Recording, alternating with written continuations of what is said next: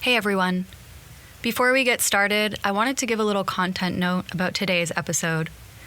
This episode mentions suicide, suicidal ideation, and self-harm. Take real good care while listening. For more than 2 decades, I have written in a diary almost every single day. And guess what? I saved them all. Each week, I will be reading from these archives and getting to know myself from the lens of my 10, 16, 25, and 36-year-old self. We'll explore big topics such as body image, queerness, divorce, addiction, mental health, and friendship. I'll read cringy poems and attempt to find compassion for the painful tenderness of my younger self. Join the drama of me and my guests as we explore our boy-crazy, closeted, angsty selves, one stupid page at a time.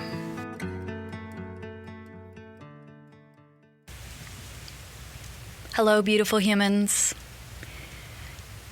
I hope that I have done enough to prepare you for today's episode, and frankly, that I've done enough to prepare myself for recording this.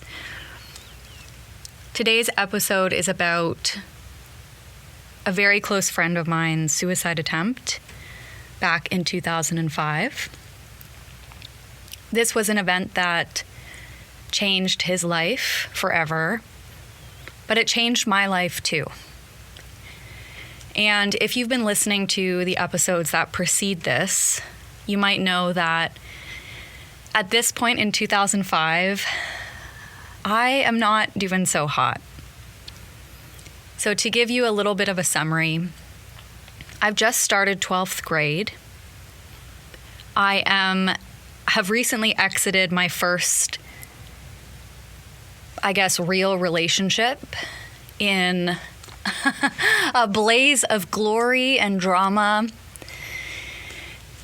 And I've also recently entered into some sort of dynamic or relationship with a boy that I had a crush on for years.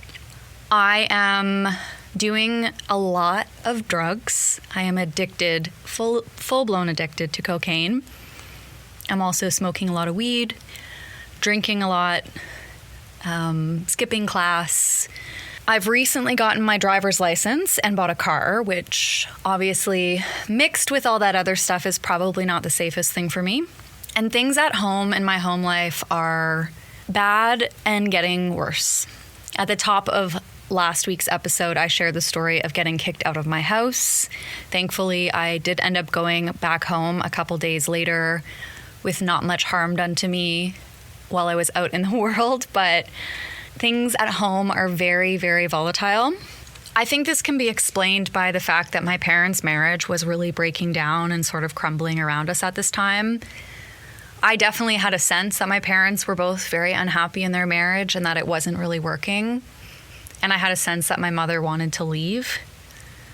But I also was very wrapped up in my own life and my own drama, so there was probably a lot of things that I observed and then ignored and pushed to the side. But I don't have really any adult supervision and I am sort of running wild. I would say my parents were concerned about me and my teachers were concerned about me and my friends' parents were concerned about me. But I kind of took all that concern and threw it back at them and just said, leave me alone. I'm an adult. I want to live my life. This event that I'm going to share shook something inside of me that stayed broken for a really long time. This episode is really hard for me. It's a difficult thing to share. And I'm really going into this episode with the most grace and kindness and only sharing the details that I feel are sort of pertinent to the story, because in the end, I guess the event itself isn't really my story to tell, but I lived through it too, and it impacted my life in ways that I still feel to this day. So I just wanted to share all that and kind of get that out of the way But I am going to be reading from a diary entry from October 1st, 2005. And that entry starts with, Lou tried to kill himself. Please take good care while you listen. Press pause when you need to. Take a step back. And don't finish this episode if just hearing that on its own is enough to activate something inside you that you don't have support with right now. And if that's the case, come on back next week. Next week I'll be sharing an interview with a really lovely friend of mine, and then we'll get back into these diaries. But for now, take a deep breath and hang tight while I read you the rest of this entry.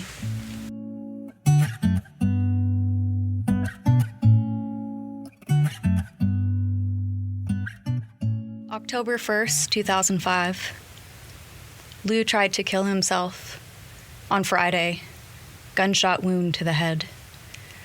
I don't even have any words to explain how or what's going on in my mind.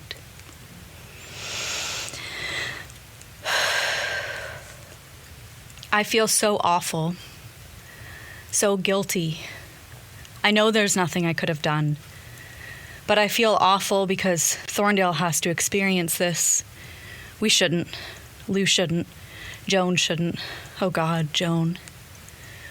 I feel grateful that Corey was here and that Dave was here to talk to.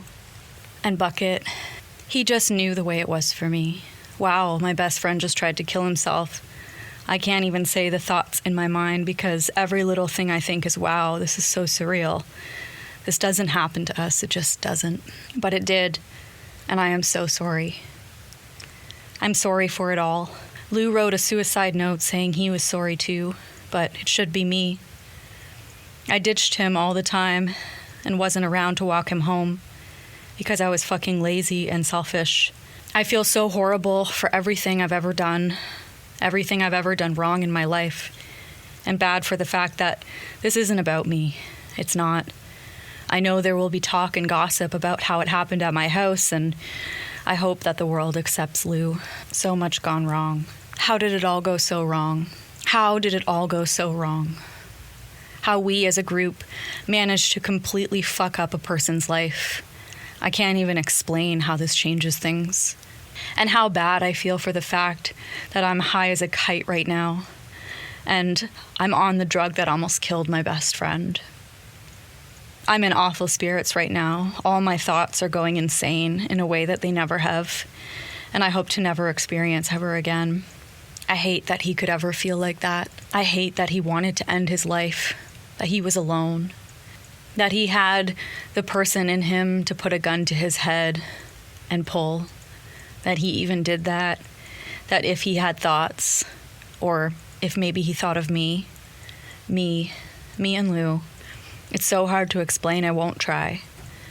We've been in love in some way for so long. We're such tight friends, we're connected, just like everyone is, and I feel so disconnected from an entire world or any sense of normalcy right now.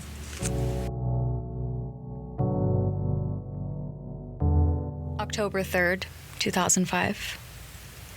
Joan says she wants me to get some help. She says I'm addicted to coke, and I don't think she's wrong. She said we can't risk this happening again. She said I'm fine with you guys having fun, but it's gone too far and it has to stop. I didn't know what to say to her. I don't know if I can stop. I called the kids' help phone. I really needed to talk to someone, I guess, without judgment. I talked to a really nice lady named Gail. She told me I wasn't crazy, but that I do need some help. I just don't know anymore. October 4th, 2005. Went to the hospital today. I drove with Bucket, and we took Janelle along because she was here. It was scary. Also, as soon as I got there, Joan came out and hugged me, and then I went into his room. Honestly, he looked better than I thought, more normal. He told me he was completely conscious and aware of what he was doing, and it broke my heart. I left to go bawl by myself in the hallway, and Joan came to talk to me. She said, "I'm sorry for yelling at you. Lou loves you. Lou needs you here. I need you here. So I went back into his room and we cried together. It was so intense. I wrote him a letter explaining how completely sorry I was that he was ever that sad, and how sorry I was if it was me who made him that sad. Jenny came. Lou and me and her sat together for a long time, Jenny on one side of the bed, me on the other, holding hands and reminiscing and just crying and talking. I feel bad that in all of this, Lou is concerned with how I am. How could I ever tell him that I was high as a kite today? October 5th, 2005. Another long day.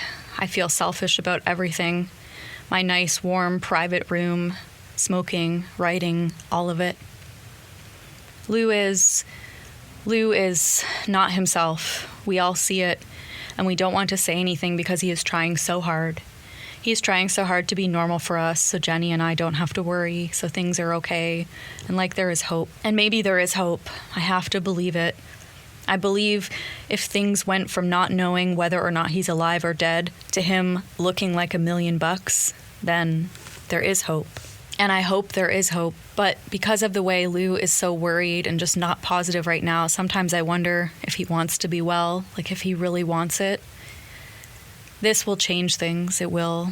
Because I need to stop doing coke and everyone else needs to make changes too.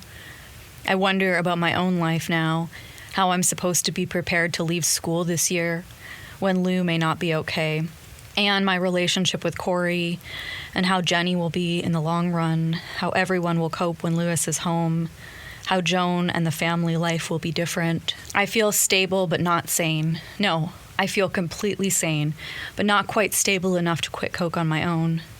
Oh wow, just saying that. I need to quit doing coke. I don't care about doing it for me. I want to do it for Lou.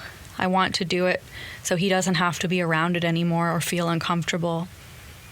I lied to Lou's face, to his broken face, because he asked me when was the last time I did it, and I told him it was the night all this happened. Lie, lie, lie, lie, lie, lie. I did it last night, and the night before, and this morning, just to make myself capable of being normal and okay.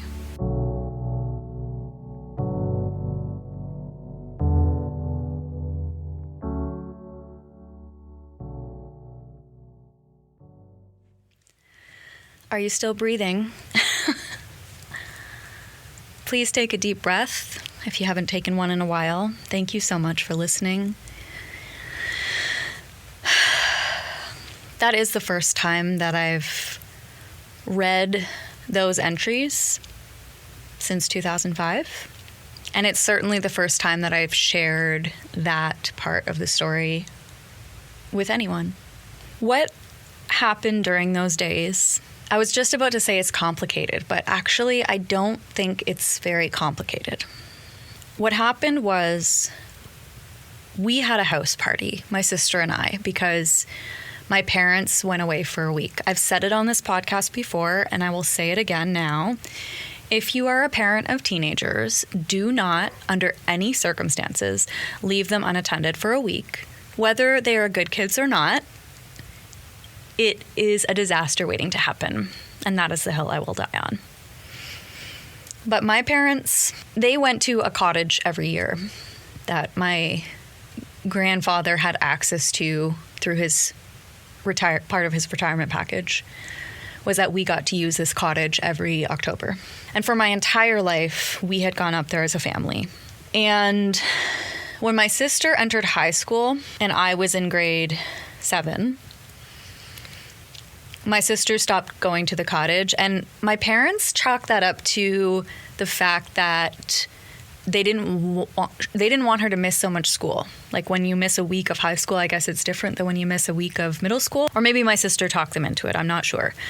But either way, I followed suit when I entered high school.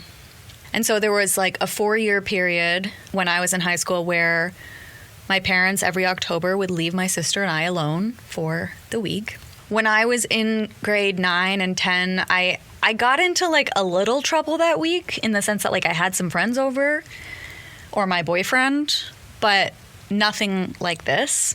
This particular year, 2005, when I was in 12th grade, my sister and I decided to throw what can only be described as a rager. It actually wasn't my intention to have such a big party, but it was one of those things where you invite some friends and they invite some friends and they invite some friends. And before we knew it, it turned into a very, very, very big party. So my parents left on Friday morning. I drove to school as normal. And then when I knew they were gone, I drove home from school. And my sister and I cleaned up the house and probably did some decorating. Kids started to arrive. And then more kids, and then more kids, and then more kids. And when I say that this was like the party of the year, I mean this was the party of the year. A lot of the kids that were there were older, like they were my grade or maybe out of school already. And there were a lot of people there that I would describe as troubled/troublemakers, because I was troubled and a troublemaker. My dealer came and he brought a bunch of his friends from the city. Things got broken. Things got stolen. I was so out of my mind high that I barely remember most of the party. What I do remember of the party was at one point my sister came up to me and asked me if I knew certain kids. And when I said I didn't, she asked me if I thought maybe the party was a little out of hand. And I spun on my heel and just walked the other direction and did a shot and basically said, I don't care. You're on your own. What I remember is that this was a mixing of all of my worlds, my high school friends, my new boyfriend-ish, Corey, my boys from Thorndale, my sister and her friends, some girls that I knew from track and field. Like everyone was there. When I say everyone was there, everyone was there. What I remember is standing in a circle with some friends outside, talking and laughing, and Corey had his arm around me. And I remember Lou calling me from across the driveway and asking if we could talk. I remember going to talk with him, and we walked across my front lawn and sort of stood in the grass, and he was being shy and awkward and mumbling and stammering. And I made a joke like, oh man, you really are fucked up, aren't you? Like, you can't even talk. And we laughed. And I got the sense he was trying to tell me something, but he wouldn't say it. And he told me that he wanted to go home. And I said, don't go. The party's just getting started. And then I walked away from him and rejoined my friends. I remember after that, very little. I remember Corey and I kissing on the steps. I remember asking him if he'd sleep over. I remember walking into the basement and seeing my drug dealer and his friends going through some of my dad's stuff. I remember a bunch of guys peeing off the balcony. And then I remember kicking everyone out of my room and passing out of my bed. At some point during that evening, shortly after I talked to Lou, he went home. He walked, well, actually, he didn't go home, but he left the party.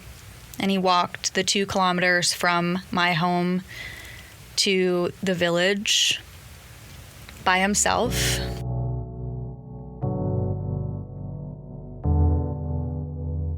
The next morning, the phone is ringing, and it keeps ringing, and it keeps ringing. And I get out of bed, and I literally have to step over bodies of sleeping teenagers. I see the scene of the living room, the family room, is chaos. The phone keeps ringing and ringing, and I finally get to the phone. And I answer the phone, and it is Lewis's mother's partner. And he's screaming into the phone. And he says, "What happened last night?" And I kind of shrug and say, in my groggy kind of stupor, and I say, "Oh, well, I had some friends over." And he said, "I need you to tell me what happened last night." And I kind of shook my head and could kind of sense like something is amiss here. And he said, "Lewis didn't make it home last night. He's in the hospital. He tried to kill himself. He shot himself." And after that, my world went black and my life changed forever. So I woke my sister up immediately after I got this call, after I got off the phone.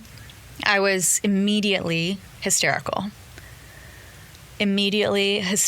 I remember running into my sister's room. She was in bed with her boyfriend. I woke her. I was crying. I was screaming. We collectively tried to figure out what had happened and started getting all the people that were still in the house out. Lewis's sort of stepbrother, I guess, who I was also very good friends with, came over to the house and kind of filled us in on what was going on. And we found out that he was in the ICU at the hospital. We were piecing things together about how and what he had done. And then he went home. All my friends went home. Corey went home. And my sister and me just started kind of cleaning up the house and figuring out what we were going to do. My parents had only been gone for 24 hours at this point.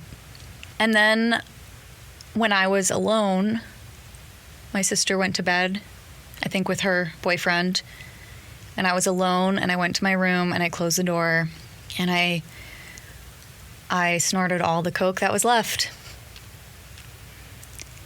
And I tried to fall asleep and just forget what had happened. And then I woke up the next day and it was still real. The next day I had some friends come over just to be with me, and they were very concerned as well. And I begged Corey to come over, and he did. And we slept together that night. Seeing that now, I realized that he and I were basically doomed from day one. If I could describe the way that I felt going through these motions in the days after this event, the only word that I can think of is doom. Obviously, I've read a few other entries. So from the 1st to the 5th of October, I don't think I went to school. I don't think I was in school any of those days. But I do know that I went to the hospital to visit Lewis, and his mom, Joan, at one point said I couldn't go in to visit him because I was high and she could tell. And so I just started lying to everybody and saying that I wasn't getting high anymore. But in my diary, I am desperate to tell the truth.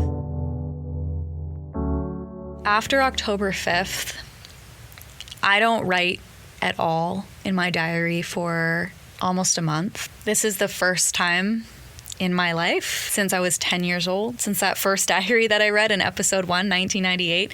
This is the first time that I have not written consistently in my entire life.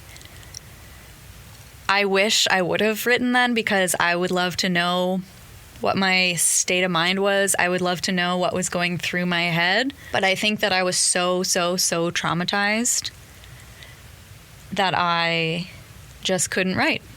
And that kind of breaks my heart a little. There is another part of me that wonders if maybe it's a good thing that I didn't write during that time, because Frankly, I think a lot of stuff happened in those 4 or 5 weeks that wouldn't serve me to remember.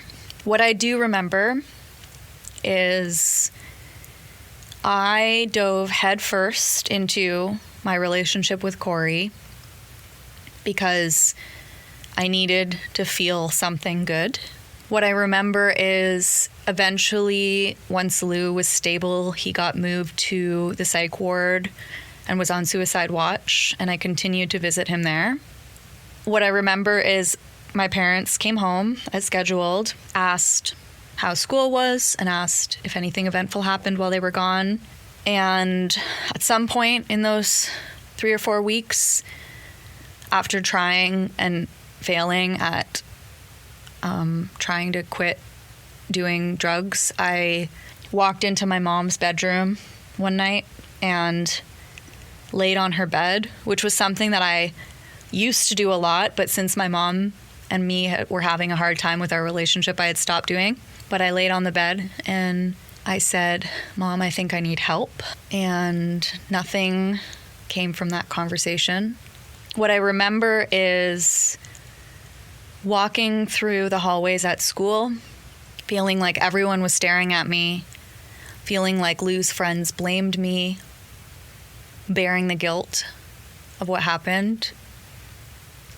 What I remember is being called down to the office and being walked into a little side room with the guidance counselor and one of my teachers, and them putting a bunch of pamphlets on the table about treatment facilities and asking me if I would like some help.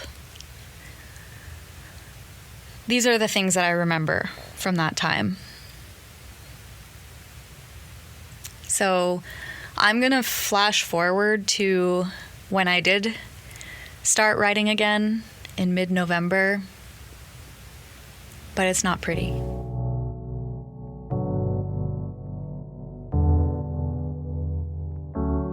November 15th, 2005. So much time has passed. When I leave my room, it occurs to me how maybe I've forgotten what's important. I left home for a week recently, problems with Mom and Jenny, and Dad was mad about the party. Things like charging my cell phone, being social so I can meet people who don't even matter to me, buying cigarettes, overriding my other responsibilities of school and work, chores, and my Thorndale friends. I've been avoiding Lou so that I can go get high as fuck. Lou came home. He doesn't need immediate medical attention anymore, so they let him come home. And it's kind of sad to see him so bored all the time. The day before he got out, I ditched school and went downtown with him to get a tattoo. It says, "Saved. God has a plan," and then the date. Another update is, I don't think I'm single anymore. In the past few weeks, Corey and I have spent a lot of time together. We're not official, but we may as well be. Sometimes it actually trips me out that we're actually together. When I sleep at his house, I always go home so happy, and I love being in a group with him and looking at him only to catch him smiling at me. He's been good to me. All sorts of good memories already. Like on Friday, I didn't want to go to a party, so I called him to just hang out. He said yes, and that his parents weren't home. So I went there, dressed up a little, and we decided to watch some movies. As always, we spent the night in his bed, making out and just talking and being comfortable. Once the TV was off and we were settled in, he started kissing my neck and actually kissing me like Gert never did, with his hand behind my head or tilting my head up by my chin. Well, when he does stuff like that, it makes me melt. He does things to me that I truly can't explain. It's kind of amazing when you literally need a break from kissing because you're smiling so much. And I guess things are happening fast now. I came home early from school today. I ran errands, did 2 loads of dishes, 2 loads of laundry, cleaned the living room, made my room look nice. I feel better when things are in order. It's the only time that I feel marginally okay. My head isn't in order. I have to do a line before I can write. I have to do a line before I can do anything. I'm so tired all the time. I feel fat and disgusting, and every day I try, but I wind up eating pizza and junk. Every time I write about something that isn't about Lou, I feel guilty. I think about him a lot, how he's doing, about the future. I'm worried that he won't obtain the things he wants and will fall back into the same place and not be okay. I'm so worried. And I think about what it'd be like now, just a month later, if he would have died. And it saddens me, so I have conversations with him in my head because the ones we have in real life only worry me more. I do miss when things were simple.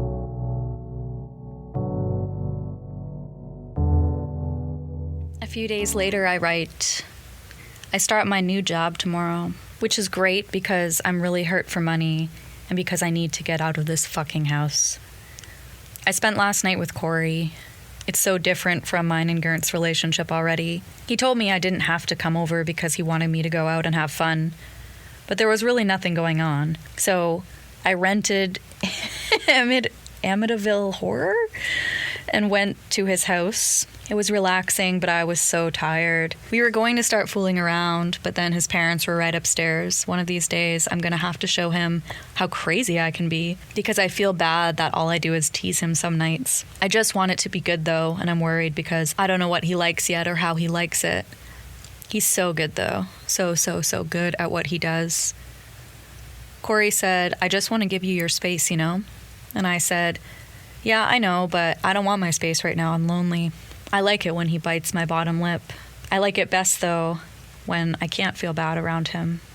And the very next day, I write, I kind of just want to waste away. Last night was strange. I went to see Lou. We watched the hockey game and had stupid, silly conversations. Instead of feeling relieved, though, it just made me worry about him more. He's so miserable. His jaw is still wired shut, and he's having a hard time eating. At one point, he got really quiet, and his eyes got really dark. And I asked him if he wanted me to leave, and he said he did, so I left. The next many entries are a lot of the same. And there's like two things happening. Actually, there's so many things happening. But the two things that are happening is, one, I am sinking further and further into my relationship with Corey while simultaneously trying to forget about what happened with Lou. While I'm doing this, I am basically flunking out of school. And I'm doing so much coke that, well, I can barely read my writing a lot of the time. The next, I would say 2 months of journals are just story after story of hanging out with Lou and trying to comfort him, trying to show him that I'm there.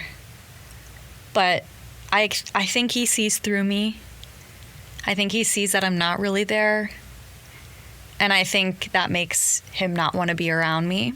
So Lewis and I drift apart. And I wish I could say it was different. I wish I could say this story has a different ending. I don't know when our friendship sort of really ended. But at some point it did. I am not in Lewis's life today. And he's not in mine. And I'm sure there will be clues about exactly how and when that happened over this diary and the next and the next. It makes me very sad that that is the reality today. And most of these next diary entries are just me, again, trying to quit drugs, but not being able to. I shouldn't even say that I'm trying, because I'm not. I am getting more and more involved with my new drug dealer. I am getting more and more involved with Corey. And I'm really just trying to escape basically everything. I'm certainly trying to spend as little time at home as I can.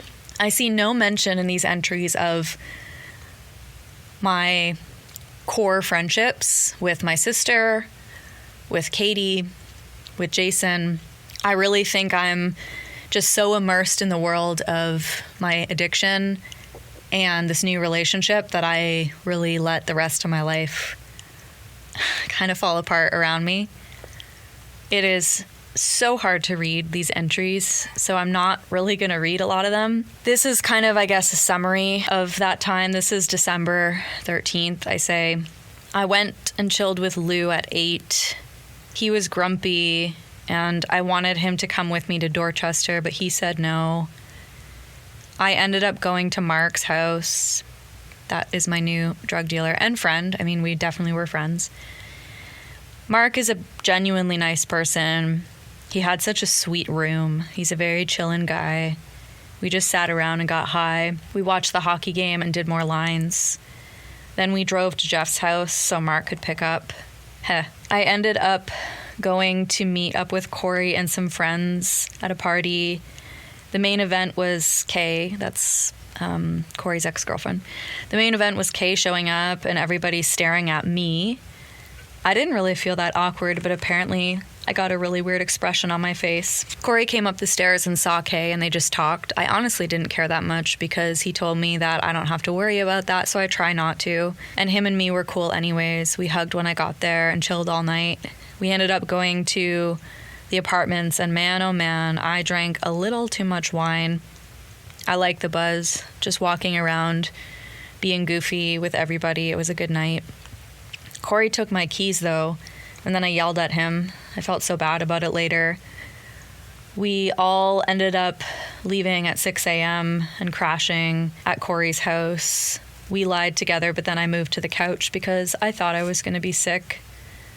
Man, it's so different with Corey than it was with Gert, because I can't ever see Corey actually wanting me to feel bad about anything, and I can't even be mad or upset with him remotely. It's amazing. Amazes me completely, and I love it. One thing I see a lot in these journals is me comparing Corey to Gert, and I think there's a dangerous line there where I say I can't even be mad at him, and that will show up again and again in this relationship. At some point in these entries, Corey and I make things official. Corey feels, I guess, indifferent about my drug use, but he definitely feels threatened by my relationship with Mark and my other male drug dealers, which, I mean, looking back now, I'm like, that is so justified. But yeah, there's not a lot of variety in these entries. It's a lot of the same thing. In one entry, I see Gert somewhere, and he gives me the middle finger, and I guess, like, we're done. I mean, I think him and I were done the first night I ever lay beside Corey, but I write that it feels pretty official.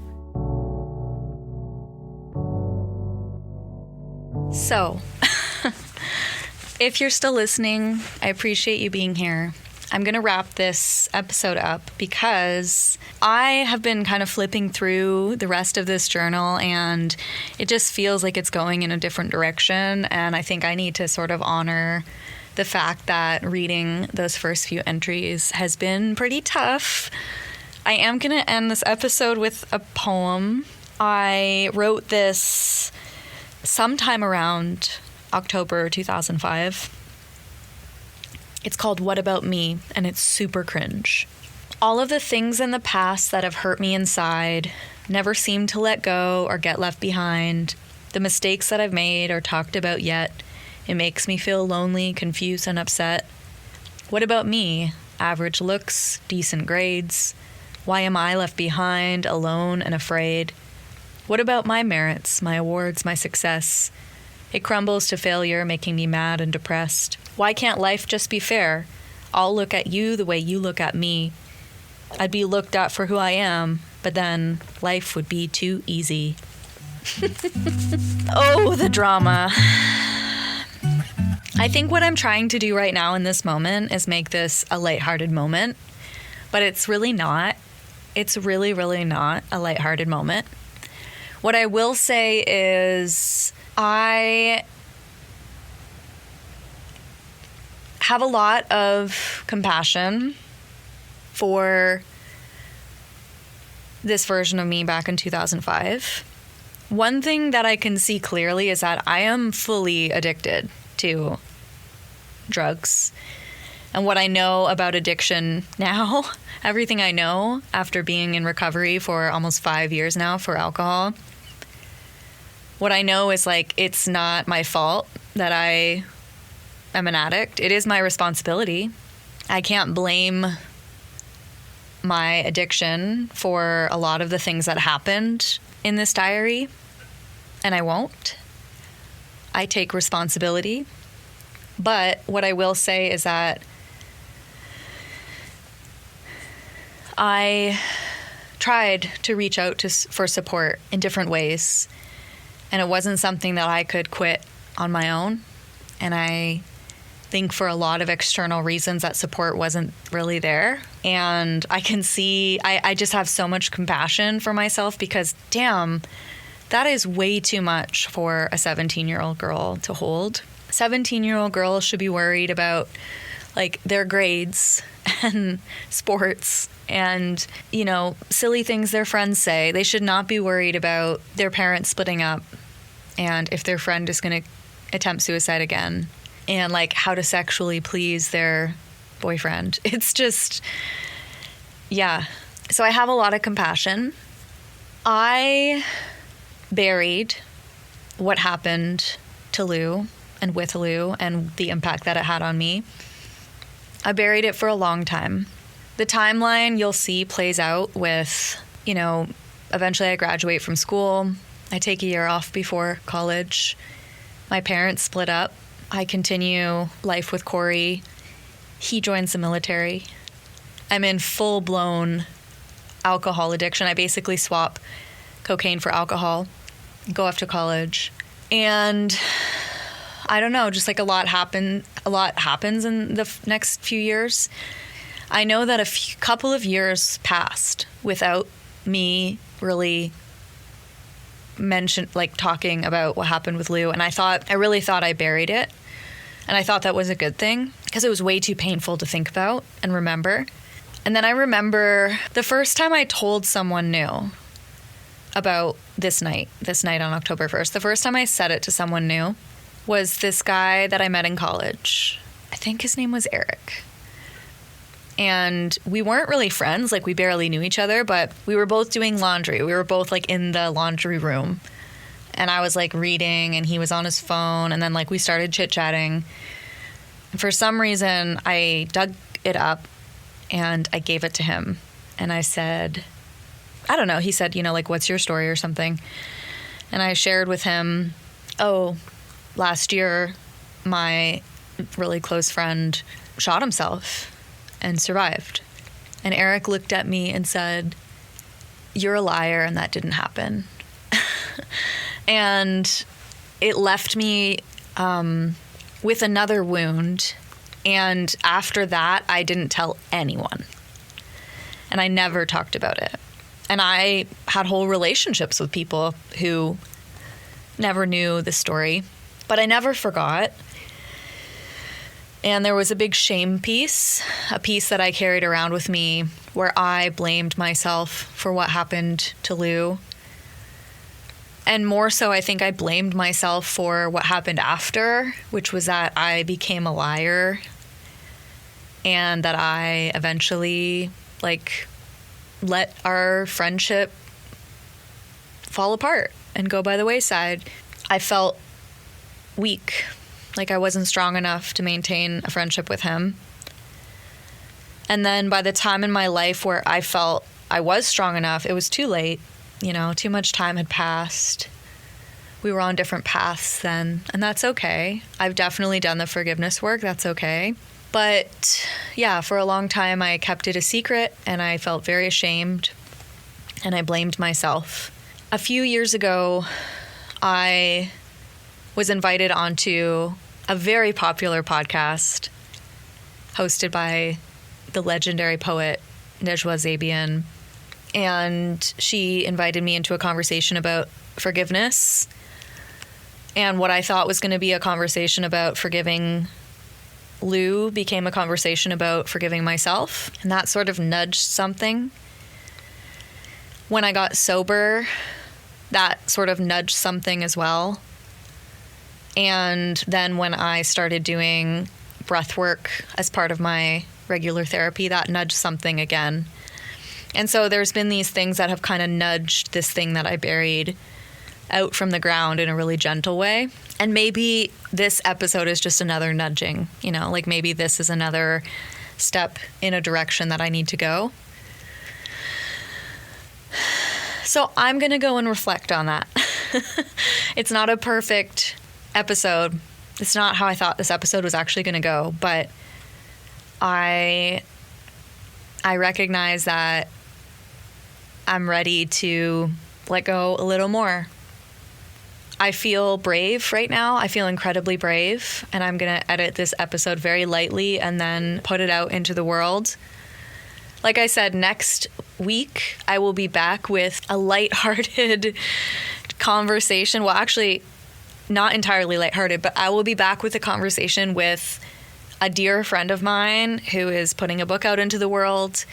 And then I'm going to get started on the rest of 2005 and 2006, which are, the crazy years. There's a really horrendous trip I take to Quebec City. There is Christmas and my birthday and just like all kinds of wild and crazy stuff. So thank you for listening. I hope you have made it to the end of this episode in a soft place and that you have taken good care of yourself. I'm proud of you. I'm proud of me. I'm proud of us. Lewis, if you're listening, I love you. I'm sorry. I forgive you. Thank you. I hope you're happy. I hope you feel loved and safe. I've heard that you're a husband and a father, and I'm so proud of you. And maybe in another life, we can try again. We can try again at friendship. But for now, I'm just wishing you well. And thank you, everyone else who's come on this journey. I'm going to end this episode here. You know where to reach me. If you've got a journal you want to read, www.doulovewords.com. Big love, everybody. Big love.